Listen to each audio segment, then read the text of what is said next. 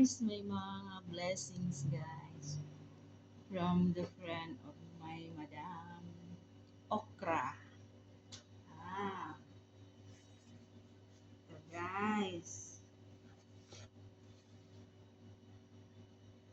Yung okra dito guys.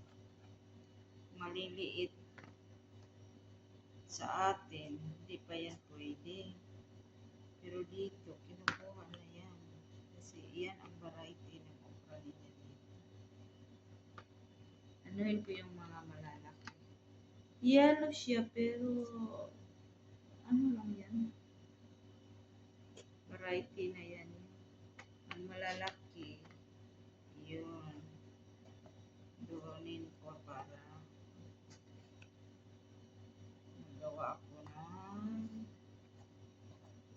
maglaga ako ng okra. Sarap to guys.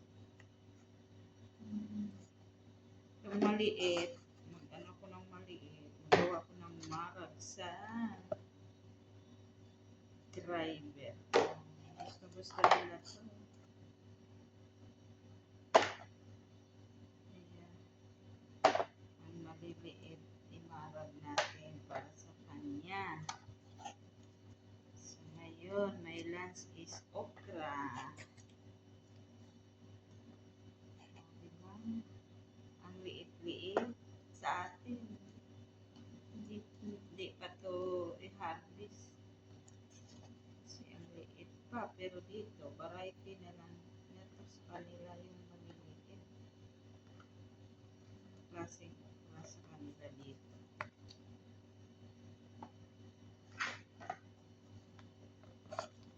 Eh, dali lang ito mauubos kasi ang liliit. Diba? Pinapakita ko lang sa inyo guys na ang okra dito maliit pa, hinaharvest na.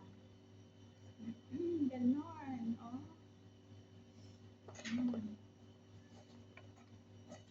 Kaya pag marami na mamimigay, kasi mga friend ni Madam May Farm, para di siya masira, i-blanch nyo lang.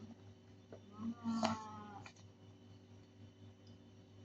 seconds, 5 seconds, ganun, blanch lang sa pinakulaan ng tubig. And then, lagay sa plastic. Sunod sa freezer. Anytime na maggamit, fresh pa rin. Tama na to para sa driver, guys. Ito, tama na rin to sa akin.